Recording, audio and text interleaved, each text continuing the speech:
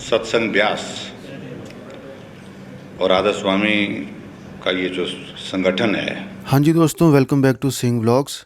जैसे आपने न्यूज़ देखी ही थी, आपको पता ही है कि भोटा चैरिटेबल हॉस्पिटल जो वहाँ का एक इशू चल रहा था, जो अब सॉल्व होने की कगार पर है या शायद सॉल्व हो भी गया है। तो उसी के रिगार्डिंग ये वीडियो है। ये आप पार्लियामेंट देख सकते हो और डेरा ब्यास के बारे में क्या कहा गया है वहाँ। जयराम ठाकुर जी क्या कह रहे हैं आप इस वीडियो में सुनोगे। और भी कुछ दिनों पहले कुछ अन्य वीडियोस भी आपने हमारे चैनल पे देखी थी, तो ये भी एक गुड न्यूज़ है। जैसा आपको पता ही है कि राधा स्वामी सत्संग व्यास गरीबों की सेवा करता आया है। फ्री ऑफ कॉस्ट इलाज करना, ऑपरेशन करना और भी कई सामाजिक कार्य, ये सारे कार्य सेवा में शामिल हैं। और कोरोना में भी कोई अन्य भी जब दुविधा ऐसे आती है तो डेरा ब्यास के सेवादार हमें वहाँ देखने को मिलते हैं। चाहे वो अर्थक्वेक हो, चाहे फ्लड, बाढ़ की स्थिति। जैसे कुछ समय पहले हिमाचल में बाढ़ आई थी, जो काफ़ी डिस्ट्रक्शन वहाँ पे हुआ था, तो करोड़ों में धनराशि दी गई थी सेवा के तौर पर हिमाचल सरकार को। तो ये नेक कार्य बाबा जी हमेशा से करते आ रहे हैं डेरा ब्यास। चाहे वो फ्लड पंजाब में आया हो, चाहे बाढ़ हिमाचल में आई हो, पंजाब का भी सभी को याद है कैसे सेवादार दिखाई दिए थे हमें सेवा करते हुए। स्वामी राधा सत्संग व्यास और राधा स्वामी का ये जो संगठन है, उसके प्रति हमारी भी बहुत आस्था है, श्रद्धा है। और समाज में वो उनका एक बहुत बड़ा कंट्रीब्यूशन भी है। नशे के खिलाफ जो मुहिम उनने चलाई है, उसमें निश्चित रूप से एक महत्वपूर्ण भूमिका है। और इसके अतिरिक्त सेवा के कार्य भी वो संस्था करती है। और मैं इस बात को रिकॉर्ड पे लाना चाहूँगा कि जब कोविड का दौर था, तो कोविड के दौर में अगर संस्थाओं में से अगर किसी ने बहुत आगे बढ़ कर के मदद की है, तो राधा स्वामी सत्संग ने की है। और जहाँ तक अब इस सारे विषय को लेकर के उनको मदद करने का रास्ता निकालना, ये बात समझ में आती है। लेकिन प्रदेश हित सर्वोपरि है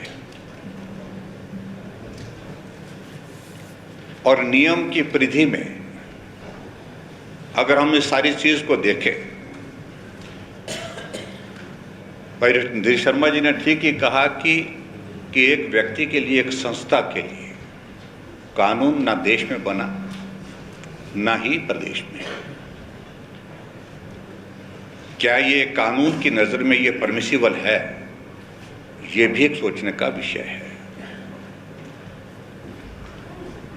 और मैं इस बात से सहमत हूँ, उनका ये विषय जो पर्टिकुलरली जो जीएसटी से संबंधित जो एक उनका एक जो भोटा में एक हॉस्पिटल चलता है, ये मामला हमारी सरकार के समय भी हमारे ध्यान में लाया गया था। और हमारे ही सरकार ने, हमसे पीछे जो सरकार थी, वीरभद्र सिंह जी मुख्यमंत्री थे, उनके ध्यान में भी लाया गया था। धूमल जी मुख्यमंत्री थे, उनके समय में भी इस बात के लिए रिलैक्सेशन के लिए उन्होंने मांगा था। और स्वाभाविक रूप से इस बात को स्वीकार करने में मुझे कोई आपत्ति नहीं है कि जब हमारे मंत्रिमंडल के सामने हमारी सरकार के दौरान ये सारा विषय आया तो बहुत लगभग 2 घंटे 2.5 घंटा इस पर चर्चा हुई थी कि ये परमिसिबल है, मनुष्य सबकी मदद करने की थी। लेकिन उसके बावजूद मदद करने का रास्ता उसमें से नहीं निकल रहा है। अगर मदद करने का रास्ता निकलता है तो उसमें बहुत सारी ऐसी चीज़ें निकल रही हैं जिसके कारण उसका दुरुपयोग होने की संभावना है। आपके देवी देवताओं के नाम पर जमीन है जो वेस्ट हो गई, पूरे 1972 के इसमें एक्ट के इसके लैंड सीलिंग एक्ट के प्रोविजन के अंतर्गत राजाओं की जमीन वो वेस्ट हुई, हजारों बीघा जमीन वो वेस्ट हुई। तो विषय बहुत खुलते खुलते बहुत खुलता है और बहुत सारी सोसाइटीज ऐसी हैं, बहुत सारे ट्रस्ट ऐसे हैं।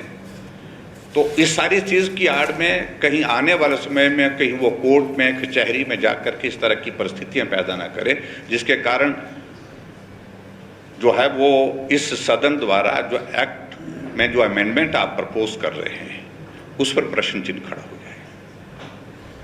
इसलिए बहुत जिम्मेवारी के साथ मैं कह रहा हूं, मदद करने की होना अच्छी बात है, आपकी है, हमारी भी है, क्योंकि वो संस्था सेवा के काम भी करती है, चैरिटेबल काम भी करती है। लेकिन मुझे लगता है कि इसमें जल्दबाजी करना उचित नहीं होगा और इसलिए मैं सारी चीज़ों को लेकर के क्योंकि इसमें से एक पार्ट ये भी हमको देखना है कि बहुत सारी ज़मीन तो उसमें वो ज़मीन है जो लोगों ने डोनेट की है।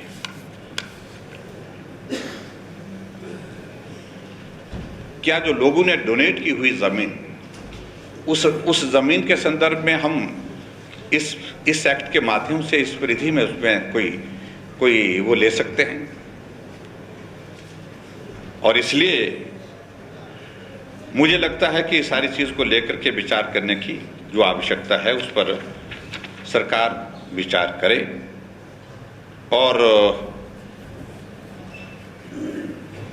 जो हमारा 118 लैंड सीलिंग एक्ट, ये दोनों चीज़ें इसमें इस स्पिरिट की इजाज़त नहीं दे पा रही है जो इसकी पर्टिकुलरली इस एक्ट की जो अमेंडमेंट जो प्रपोज की है आपने, ये मैं बड़ा ज़रूर कहना चाहूँगा।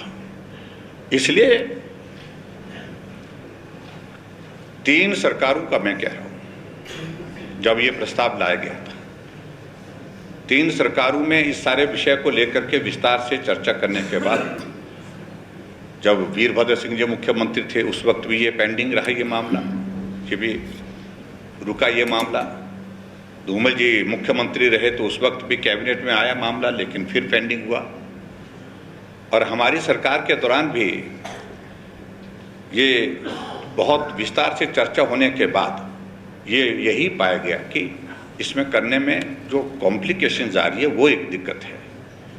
उसका रास्ता क्या निकल सकता है, उस रास्ते पे निकालने के लिए मुझे लगता है कि बेहतरीन तरीका ये है कि अगर आपने इसको, क्योंकि हमारी गवर्नमेंट के दौरान जो है ये एक्ट जो है वो एक्ट की अमेंडमेंट के लिए हमने प्रपोज किया नहीं था, कैबिनेट तक आया था, चर्चा हुई थी, उसके बाद वहीं पर चर्चा करने के बाद जो है वो पेंडिंग हो गया था, विड्रॉ हो गया था। तो आपने इसको लेकर के आए हैं, अगर आप लेकर के आ ही गए हैं, हम इस मंशा के साथ कि मदद का रास्ता निकाला जाए लेकिन जल्दबाजी इसमें ना की जाए और ये सिलेक्ट कमेटी को भेजा जाए, ये मेरा विनम्र निवेदन है।